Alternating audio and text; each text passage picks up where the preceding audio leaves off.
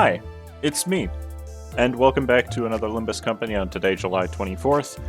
Today has seen the release of a new banner, and that is the W Corp Line 3 Cleanup Captain Outis, and Fell Bullet Heathcliff as an ego.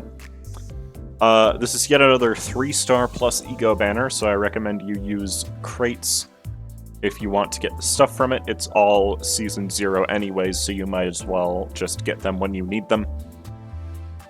But in terms of animation, this is probably one of the snazziest sets of equipment that we've ever seen. As you can see, Heathcliff literally turns into a beating heart, where all of the extrinsic arteries become shotguns. Which is just one of the hardest designs for something ever. And then Warp Outis is very clearly based on Rose from Library of Ruina, though her kit is not exactly the same, and we'll get into that in a second. Other thing to note, W Corp Outis is a Captain ID, similar to Liu Association Rodian and N Corp Faust, and I guess to a lesser extent, we've got some other unique stuff. Oh, I could just say Blade Lineage Merceau, that's a very good example. But anyways, yeah. So I am going to shard these, and then we're going to get into it. It has chunked my boxes. I think I used 300 yellow crates for this banner, but that's okay. 열차 정돈을 시작한다. 승객분들은 모두 제자리에 착석할 수 있도록. Look at that sneaky Yi-Sang in the background. But yes, this is one of the coolest looking IDs in the entire game, I would say. 돌아가기 위한 과정은 아직까지도 험난하다.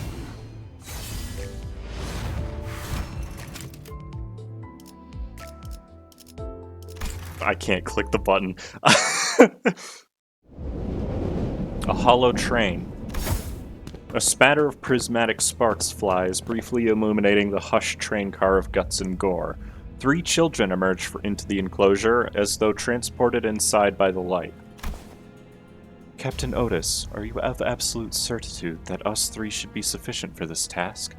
Why ever have you decided to not involve those waiting outside? The other child asks with apparent exhaustion, but this child is not one to be swayed. No, new recruits are unfit to deal with a train like this. It's not like we're here to clean up the usual suicidal types, are we? Aye, the BS duty'll only get in our way. If the passengers have retained enough sense to barricade themselves behind the train doors, then it is likely that they also retained a degree of intelligence. Keep your guards up. Today was supposed to be a day for new recruits to get one of their first tastes of field work. The child had been preparing herself to employ her stern, commanding voice against the new recruits who will doubtless show frustrating degrees of clumsiness commonly seen with trainees on their first jobs, but the situation inside the warp train they saw through the surveillance camera was more dire than anyone had expected. Through the camera feed, they saw a passenger dressed in a mantle of his own hide and a makeshift crown. There were several passengers playing royal guards patrolling the train entrance as well. It appeared that those who could still manage to amble had endured the aeons in the train by building a new civilization with new, bizarre rules of their own. The child was certain that this was too much for the new recruits, who probably hadn't even learned the basic manuals by heart to handle. And that is why the child decided to enter this train only with Line 3 agents. There has been an increasing frequency of trains with such unique dispositions, to say nothing of the ever-growing delays on arrivals. What are the captain's thoughts on these developments? It's because they slashed the ticket prices and expanded the economy seats. More passengers equals more bad apples among the bunch. It's hardly a surprise that we're getting stranger variety of passengers. Yet that may hardly be an explication for the increasingly recurrent delays. Must be the aftermath of the incident on the train they told us not to talk about. That's why those idiots riding first class. Enough. We have all been given a non-disclosure order. Let's not go poking the hornet's nest for no reason. I think they're talking about the first-class passengers that go missing during the events of Library of Ruina. But of course, they're not the major characters from Library of Ruina because they're existing beyond that point. I'll accept it, as long as this gives me more opportunity to study art. The child had an inkling as to what might have happened. First-class ticket sales have been steadily declining ever since the incident from a few years ago. Something irreversible must have happened on one of the first-class cabins. But the children, who were but lowly employees, had no way of knowing exactly what occurred in there. Only the higher-ups at W Corp could be privy to such information. The child also knew that employees trying to dig into such truths would be, for the wing, cause for an incident greater than the incident itself. If they're just going to let this problem fester, what'll they do when the employees completely burn out? The child absent-mindedly blurted out what was on her mind before shaking her head dismissively. That's enough chit-chat. Let's get started. She sighed and opened her employee manual. These thoughts don't help anyone, not herself nor her subordinates. Ripping space while the train is in operation may interfere with the dimensional coordinates. Once the train has come to a stop, employee hibernation pods must not... wrong page. A multitude there are still of clauses I understand ill. You did not need to rhyme that sentence. The exhausted child comments, glancing at the manual. WC, still trying to read between the lines. Like I said, enough with the chat. Here it is. Standard cleanup time for factionalized type is an hour. We'll be cutting it close to the next arrival. Crew, to positions. Let's wrap this up ASAP. The child's command is clear, concise, and effective. When a door lodged in place by a mess of tangled veins and flesh blocked their path, she swiftly commanded them to open a dimensional rift. Every time a particularly nasty passenger appeared, she gave each of her subordinates maneuvers that best fit their weapon specializations. I'll give you extra time to observe this gallery once we're done patching our passengers together, so let's get to it. Good. Because she knew that the smoking child did not enjoy spoiling the passengers, she was given the vein and flesh collection duty. Yusang, you're charged with clearing a path forward. Focus on neutralizing the passengers. That appears patently preferable to the work assigned to my colleague. And because she knew the disposition of the sunken-eyed child, she let him take care of battling the passengers. There might be an ambush, so keep your charge barriers up. Rip space every time you've got enough charge to tear open barricaded doors. Thanks to the child's methodical and systematic employment of her subordinates and their W Corp issued weapons, her team usually blitzes through the train cars at a much faster pace than the estimates written on the employee manual. You know, it's completely unrelated, but somebody did get angry at me in the comments because I say W Corp. I don't know... I don't know how else you would pronounce a single letter other than just saying the letter. But it was just interesting to me. This was a long time ago, though. I don't even remember who it was, nor will I even bother to check who left the comment. I don't even know what video it was on. We're ahead of schedule again. After 30 minutes of non-stop cleanup work, the child finally signaled them to stop. A decision made in consideration of their weapons' charge levels and their wielders' growing fatigue. Let's take 5. The long-awaited. The sleep-deprived child promptly closes his eyes in welcome relief. The other child takes this chance to pull out a new cigarette. The passengers of this cart are all diced into interesting shapes. It's evidence that the passengers use certain cars as prisons or torture dungeons. These signs are often discovered among passengers who have created factions. Will you not rest your legs to relieve yourself of this weariness, Captain? Don't mind me. I'm resting in my own way. This is just a habit of mine. No, the child wasn't resting. She was piecing together the shredded parts of the passengers. She used her weapons' charges efficiently, so that they won't be losing their charges anytime soon. Besides, it would take more work than that for her to need a real break. A part of this behavior was that she wanted the other children to rest, yes, but another part of it was that she wanted to get as much work done as possible. That's when the child felt a nigh imperceptible tremor under her feet.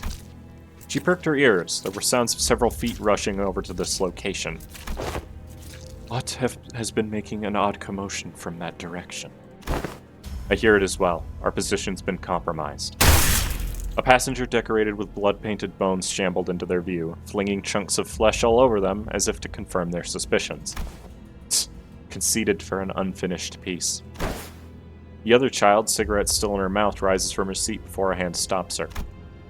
The child was the one who stopped her, seeing the undercharged state of her weapon. What? Don't get yourself killed swinging that undercharged weapon around. The artistic merit of my DDEDR shines only when my blood drenches its... Denied. Take a seat if you're even remotely serious about using that weapon. Leave this one to me. Violet glow dances around the child's gauntlets before a powerful materialization of force gathers around her gauntlets, almost appearing to refract the very space it inhabits. It's a little redundant, but okay. And in a flash, the fist blasts the passenger from one end to the other end of the train car, exploding its body into 1,000 chunks of meat and gore. He really did just get fisted, huh? I don't enjoy jigsaw puzzles. The other child mutters with apparent annoyance, but this child was not one to be swayed. She turns around and give them an order, ignoring whatever complaint they had. 5 minutes are up. Let's get back to work. Every minute, every second in respite seems to pass us by in such indifferent rapidity. Yet I find solace in the hope that our toil in the next train will consist of no more work than to teach our new colleagues obeys. Looks like I'll get plenty of time to admire the gallery while the rookies get the unfinished artwork out of my view.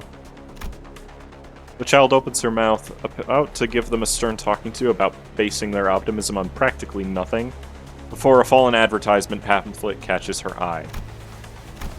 10 seconds to anywhere it is. The warp train advertisement pamphlet endured the years, refusing to weather away despite the immeasurable passage of time. The child pulled her cap low over her face and placed the pamphlet on a seat. She looked away. No matter how much labor upon labor I endure, I can't seem to go back. Not in 10 years, let alone 10 seconds. The return journey is always so far and so unforgiving. Yep, that's Outis, alright. The return journey is practically her entire story. If you know, you know. Alright. W Corp, Line 3, clean up Captain Outis. At Uptight 3. She's got 174 HP, which is on the very low end, actually. 3 to 7 speed, which is average. And literally baseline defense level, so that's convenient. To start, overcharge / cleanup order for 3 NV owned. Gain 1 charge every time this unit consumes 10 cumulative charge count in this encounter.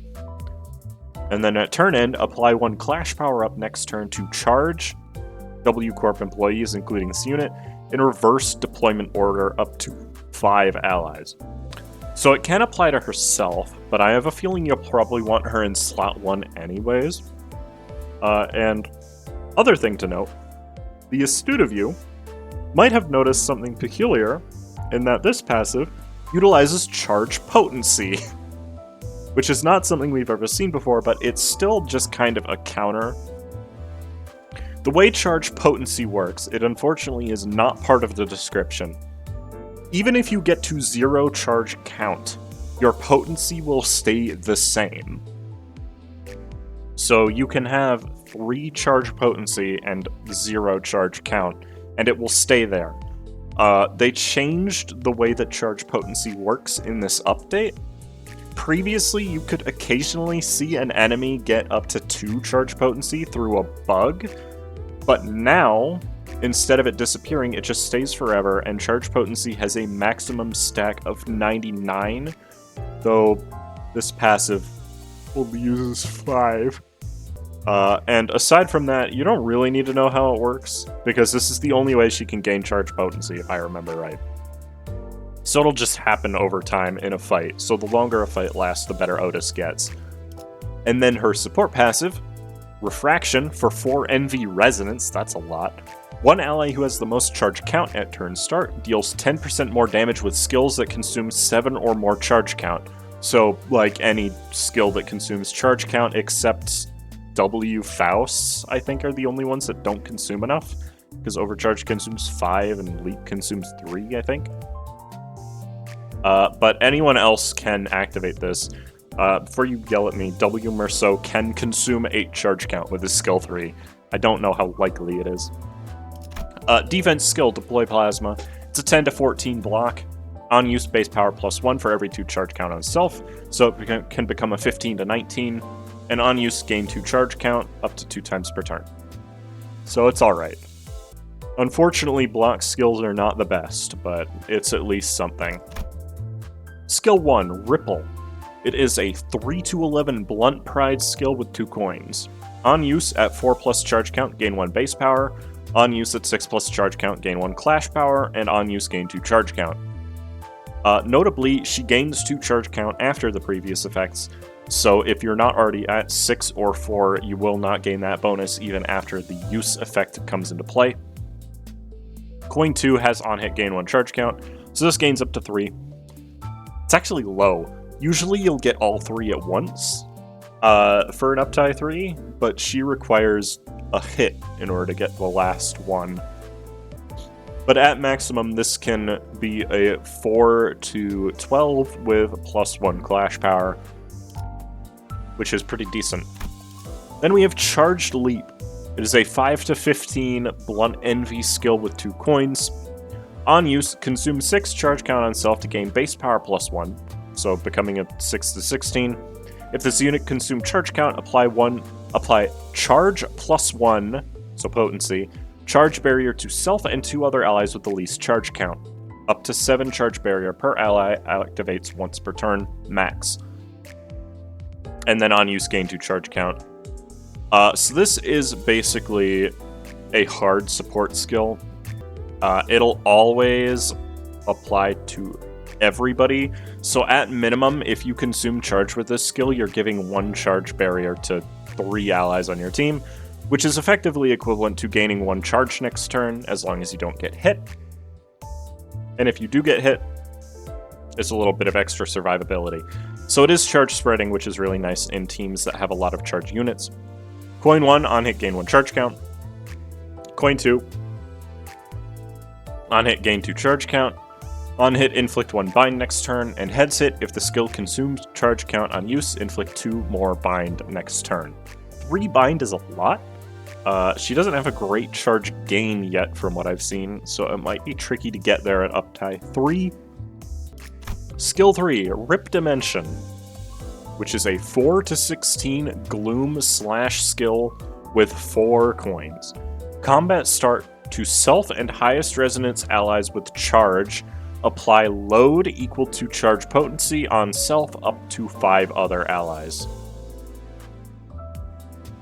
So it can apply to everybody. Load says max value 6. Attack skills that consume charge count deal plus 2.5% more damage for every value on self, up to 15%.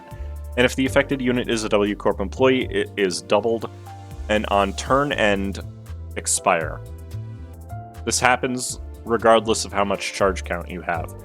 It does not require spending. On use at 2+ charge and 7 to 14 charge count. 2+ potency and 7 to 14 count. Consume all charge count on self to gain coin power +1, so it becomes a 4 to 20.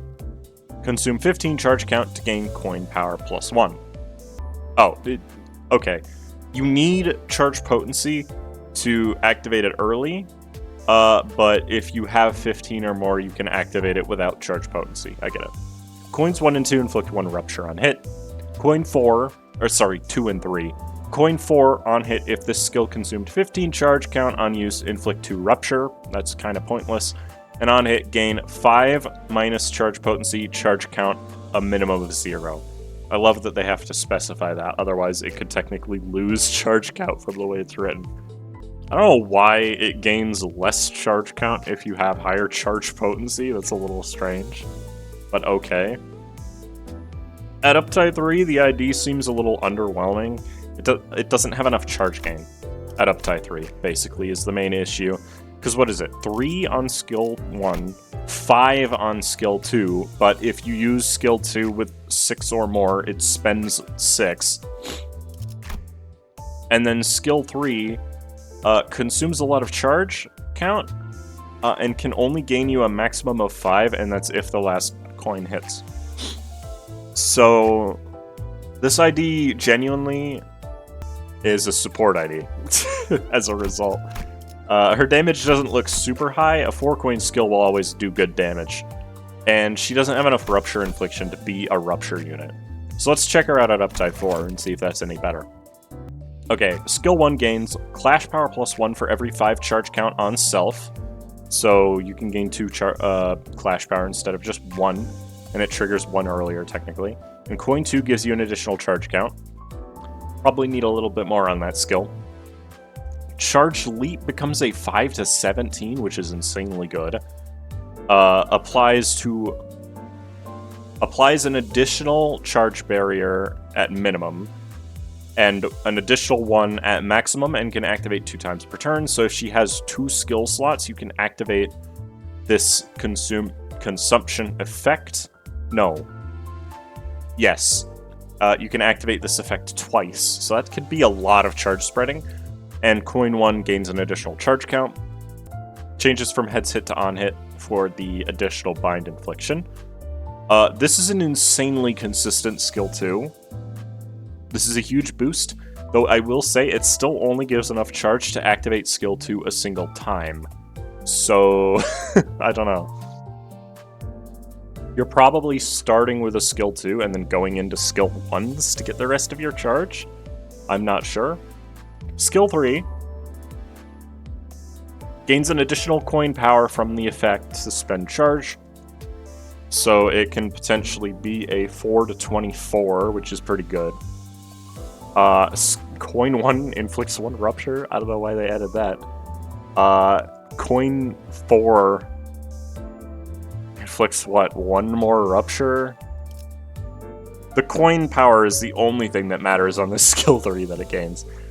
Deployed Plasma gains 2 coin power, becomes Pride, caps out at 10 and gains 1 base power for every charge count on self, and can give charge count 3 times per turn. So this could potentially be a 20 to 26, which is pretty good for an ID that already gives shield a lot to herself. This ID feels pretty... kind of seems pretty bad outside of charge teams. Like, teams designed around getting and keeping your charge. Specifically, it seems to want you to run all W Corp IDs. I don't think that's practical, especially since W Corp IDs don't fuel their best ego the best. Like, you need Gluttony for the Dimension Shredders. And Yi Sang already kind of doesn't work very well in a charge team. He's definitely a Rupture unit first, not a charge unit first. Additionally, Outis doesn't have any charge ego. That doesn't really matter because the big charge ego is Don Telepole, and that gives charge to everybody anyways, so it doesn't matter too much. But aside from rolling consistently very high on skill 2, this ID does not feel the most powerful. Load will increase your damage a lot, but you need charge potency for it, which takes a while to build up. I will still up-tie her to 4, though. And the reason I'm up-tying her to 4 is because I have every ID at up-tie 4 at this point. I just don't have every ID at level 45, that's all.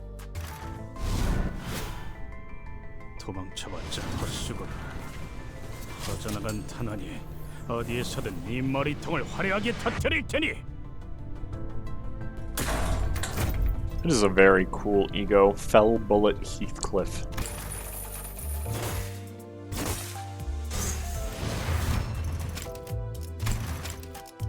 Alright, Fell Bullet Heathcliff. We've got a 20 SP Pride ego. It is a 7 to 21 Pride Pierce skill with 2 coins. Costs 1 Wrath, 3 Pride, 2 Envy. Very conveniently, fueled perfectly by Burn. So if Heathcliff ever gets a Burn ego, Burn ID, you'll probably want this ego with him in a team for Burn. Anyways, first off, this is a +5 offense level. I have base Heath equipped right now. Before attack, gain highest resonance +1 Torn Memory up to 7. If it was an absolute resonance, gain highest resonance +2 Torn Memory instead. You don't need to know what Torn Memory does. It's literally just Magic Bullet, but red. Before attack, gain 1 poise for every Torn Memory, up to 4. Why arbitrarily cap it like that? And then after attack, lose Torn Memory effect. Why arbitrarily cap the poise at 4? That's very strange. So yeah, this is probably a poise ego, by the way. And then coin 2, 10% increased damage on critical hit for every Torn Memory, so up to 70% increased crit damage. On hit, inflict 4 bleed. On crit, inflict 3 sinking. And on crit kill, if this unit has the ammo effect, gain 1 ammo up to 2 times per encounter? Leaning very heavily into Torn Bandolier. The heck? That's, like, incredibly arbitrary and not very good. So, I kind of mentioned it when these first came out. I definitely feel like this ego is very unfocused in what it wants to do. It inflicts bleed, it inflicts sinking, it gains poise, it gains ammo on crit kill only, which is not a likely effect to trigger. And now I learned that it can only trigger 2 times per encounter. To put this into perspective, our Corp Heathcliff, Rabbit in other words, consumes at least 2 ammo with every skill. So at most, you can get 1 more use out of his skill 1 or his skill 3, because his skill 2 consumes 3 ammo, which is kind of nuts. The Corrosion is a 28 to 16 Pierce Pride Ego with 1 coin. Indiscriminate, targets randomly. Gain highest resonance +1 Torn Memory, so the same.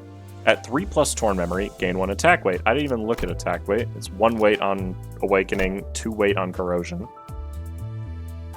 Before attack, deal 2% more damage for every Torn Memory, up to 14%. Yes, that's 2 times 7. Gain 1 poise for every Torn Memory. Again, arbitrarily capped at 4. Deal 4% more damage for every 5 poise on self, up to 20%, so with 20 poise. Consume 5 poise on self? Why? I'm not sure. After attack, lose all Torn Memory, and on hit, inflict 3 bleed and 3 sinking. You're not going to use this. I hate to be the bearer of bad news. This Corrosion is not good, unfortunately. It's a little expensive. It's what? 3, 5, and 2? Yeah, it's a 10 cost Corrosion. I wouldn't recommend it. Unfortunate. Oh well. Passive, combat start, at 3+ highest resonance, gain 3 poise. So the best ID that probably wants to use this is P-Cliff, also known as Pequod Heathcliff, because he has a little bit of trouble gaining poise potency, and this would solve that issue. I'm not even sure if that's true, to be honest with you. Anyways, what about a Thread Spin 4? The Awakening now actually gives you the amount of poise you're supposed to get. Is 15% damage instead of 10%, inflicts 1 more bleed, and you can gain up to 1 more ammo per encounter. Okay. The Corrosion gains 2 base power? Okay. Oh yeah, did this gain a weight? No, it didn't. Gain 1 attack weight for every 3 Torn Memory, up to 2, so this can potentially be a 3-weight skill. Deal 3% more damage for every Torn Memory instead of 2%. Not arbitrarily capped. You can deal 5% more damage for every 5 poise, up to 25%. Sorry, I thought that it was already that, but it's not. Yeah, I'm gonna be real, this is not a Thread Spin 4 ego. It just isn't. For what it does, this is an ego that you definitely just use it once for the passive and then you go. So what do we have this to compare this against? We have to compare this against AEDD, which... Whoa, its name is not Der Freischütze, it's Der Flugschütze. I thought it was just Der Schütze, but no, its name was obviously just a placeholder. Der Flugschütze. What the heck does that mean? I have to open up Google Translate. Because I don't know this word off the top of my head. curse. Type in Schütze afterwards. It says curse protector, but I know better. It's curse. The cursed. This name translates to the cursed gunman, basically, which fits. Let's be real. So yeah, yay! I've learned a new Germanic word. I really hope I actually get to use my German more often now. But yeah, my general thoughts is, use it for Pequod Heath. Use the ego once to gain its passive, and then don't bother. Because any team with Pequod Heath is usually going to run a bunch of resonance effects for Pride and Envy anyways, so you'll probably activate it every turn. And that's basically all I have to say about it, unfortunately. I was hoping it'd be a little better. It looks so cool. Anyways, let's get into testing these new things, shall we? Don't you guys just love the Warp team? Look at all these Warp IDs. Just ignore that guy. He's not important. Okay, so I actually realized that you can definitely test both of these together. I do need to get the resources for them, and it looks like Outis is not even clashing on turn 1. That's great. I would have run with all W Corp IDs, but I really just wanted to use both in the same fight, and this is not starting very well. Yeah, that's not a good start, Dawn. I hate to admit. God, I love the animations on Outis. I haven't actually used her at all yet, for the record, but I do just love her animations in general, from what I've seen. I know how this is supposed to work, but I am just gonna Clash win for now. Because I kind of need to do that, don't I?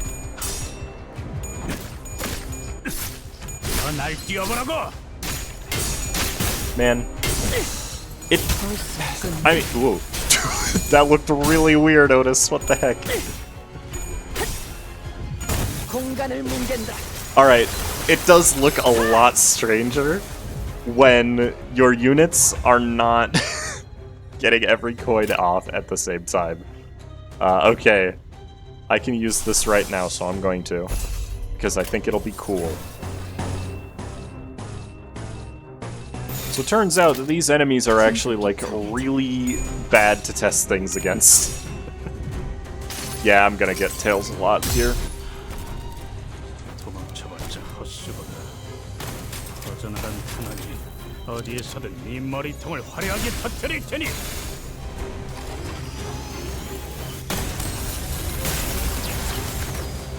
That animation goes way too hard for a Tet Ego.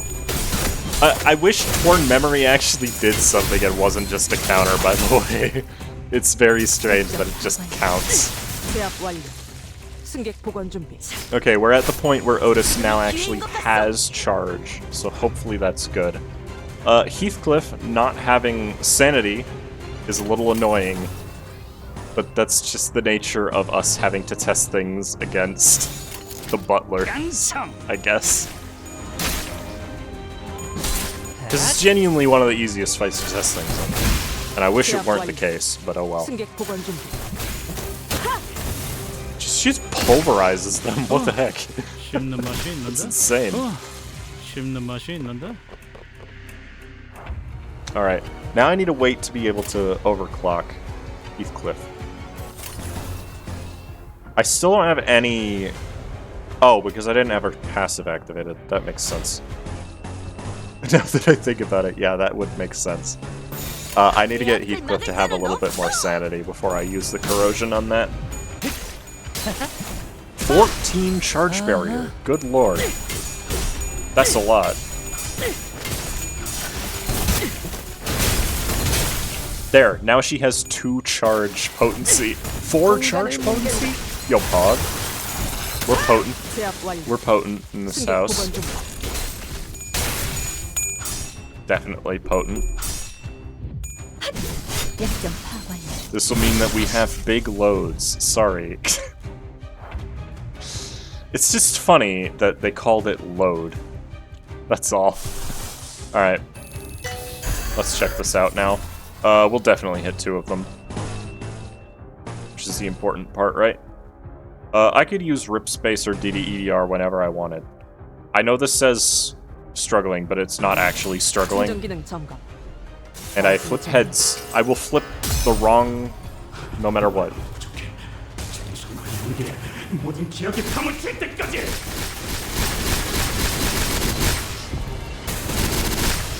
That didn't actually hit very hard, I have to admit.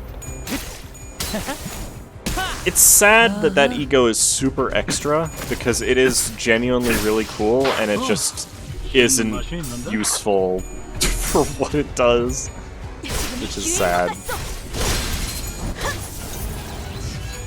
See, it wasn't struggling at all. 자, 이번엔 이쪽으로 모으고. Okay, Otis's animations are crazy. I really like her, but I will say this ID doesn't feel as powerful as a lot of recent IDs we've been getting. It doesn't even feel as powerful as Diechi Mirso, to be honest with you. So I love that I just cannot fuel any of her ego with this team, too. That's funny. 충전 기능 But 점검. ultimately not that big of a deal. 말씀의 정리. Yeah, that's part of the issue. Okay, I guess Don's just gonna die. That's fine. I am not winning a single clash against Josephine. That's really annoying.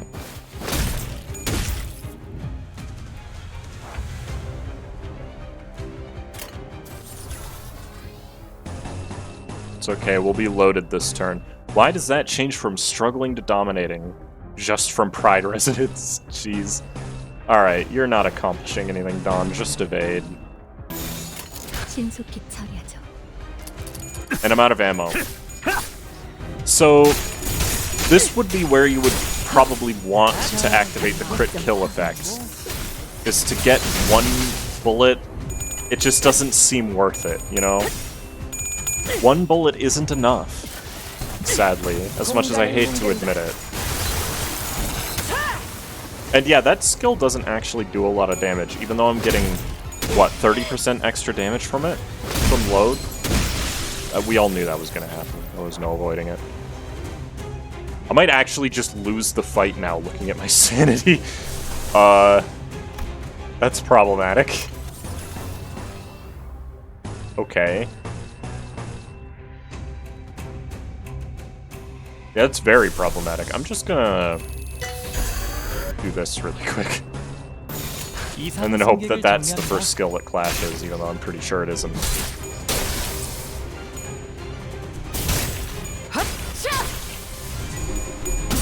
It was not. I mean, that's DDEDR, though. Yeah! So, this is not the greatest thing to ever happen. This team definitely has problems. Running all W Corp IDs just already doesn't seem like a good way to play Charge anyways. And that's because the Charge teams don't really need to be in teams to be good. Like, you would ideally want a handful of Charge IDs, because if you have a handful, I'm surprised at that one. If you have a handful, then you still get benefits of spreading charge to other units. In fact, now that I think about it, that's unfortunate. Now that I think about it, load will apply to people with charge. It doesn't necessarily need to be people who are charge IDs. Now that I think about it, I'm just gonna use Ebony Stem here because I don't think I'm getting out of here if I don't. Oh my lord. This is not going great. I will say. 말씀의 정리. We're struggling quite a bit here because of some bad luck. And also Dawn died. Not the greatest ID showcase I've ever had, basically. It's an ID that seems to be tailor-made to work with W Dawn specifically. In that it will... That was not very much damage. It will give charge to a bunch of allies. I'm so glad I had a ton of shield on her. And then you can then give those allies load to increase their damage. But it doesn't necessarily seem to need to be in a charged team. I love how this is just still here. I'm gonna do it. Oh, Lord. And not get that up to dominating. I see the problem. Goodness me. We're not doing good today. Oh, I actually won one of my clashes. Jeez. That is strange. Stagger her? No, she resists Pierce. That's not happening. You've got to win, Otis. There you go.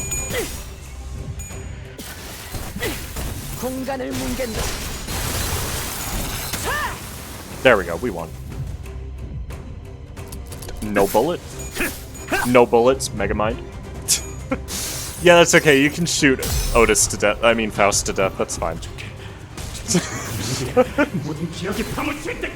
It's just Faust, yeah. She resists Pierce, so it's genuinely okay. She didn't even get staggered by it.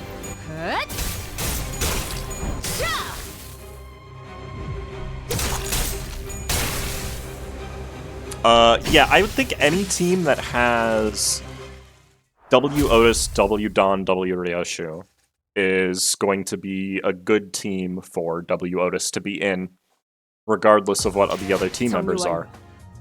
In fact, that sounds to me like Envy Resonance is probably where this is best. Which is weird, because Envy Resonance, you would expect it to want more IDs with Envy. Part of the reason we were struggling is just because a lot of these IDs are only level 40, because I don't want to level them up right now. Alright, yeah. So, my thoughts overall on this. Outis is really cool. As an ID, she's kind of average. Definitely. I'm sure there will be, like, kills that include her in the team just for 15% more damage that are insanely fast. But as an ID that you just pick up and use in any team, I wouldn't say so. You definitely need to run her with W Dawn so that you have Telepole giving your entire team charge so you can give everybody load for that damage boost. And she definitely seems to work better in Resonance teams rather than hard charge teams. Now, the best Resonance she can do is either Pride or Envy, and there's a very good team synergistic setup that you can do with that, and that is Pequod Ishmael, Pequod Heathcliff, Middle Dawn, Warp Otis would be the core for that type of team.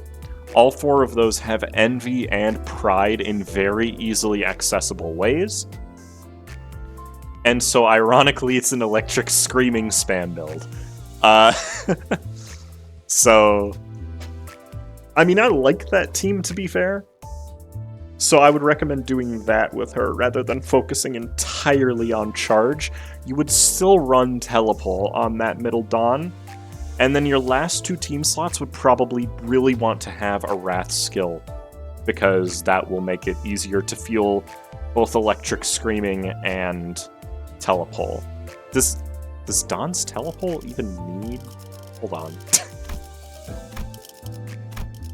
Does this even need Wrath? It does. It needs one Wrath. It needs 2 Gloom. Gloom is also going to be in steady supply for that team. If you absolutely need Gloom, now that I think about it, maybe you'd want to run Middle, or maybe you'd want to run Rhino Merceau instead of Middle Merceau in that case. He'll get more benefit from the charge, and also he generates Gloom and Envy. He doesn't have any Pride, which is a little awkward, but that's probably fine. And then the last team slot, you would want to have Wrath and Gloom. N-Corp Sinclair. A lot of people are not gonna like me suggesting that. It doesn't even work for Resonance, now that I think about it. W Hong Lu, maybe? He has Pride, at least. He doesn't have Gloom. I don't know what you would do for the last slot, to be honest with you. It feels like it would be tough to build Envy Resonance with an Outis in it. And so you'll probably need to tinker with it a bit, but that is my genuine recommendation for the best spot for her to be. Fell Bullet Heathcliff as an ego is very unfocused. I think the best application for it is using it once to activate the passive so that Peckwad Heathcliff can gain a lot more poise. And the skill itself isn't that hard hitting, even with multiple coins, isn't cheap, and it doesn't really do much on its own for being used. The ammo effect would be neat if it weren't arbitrarily capped at 3 times per encounter. I just don't see it being meta in any way going forward. I think AEDD is probably just better. But at least you don't need to spend your Heathcliff shards on uptying it. Past level 3. Or past level 2 even, now that I think about it. Because that's when the passive unlocked. It's one of those ego that you really don't need to invest much into. So yeah, that's about it. I have them in my support faction, as you can see. I still have the burn video IDs here. I'm not going to move Middle Merceau off of here because a lot of people have thanked me for having him there. Apparently not a lot of people want to level this guy up. But you have all of the new stuff off on the right, and that will continue to be the case in the future. Maybe when the Warp event comes out, I'll change these to have all the Warp IDs at level 45, but for now, this is what it's going to be. Thank you for watching. I hope that you found this helpful in whether or not you want to decide to shard Outis. Again, I think her best application is in a resonance team rather than a hard charge team, but she is one of the snazziest IDs in the game, so if you just like having the IDs that look the coolest, I would also give her a hard recommend. And I hope that I'll see you back again later, and I hope you have a good rest of your day. Bye-bye!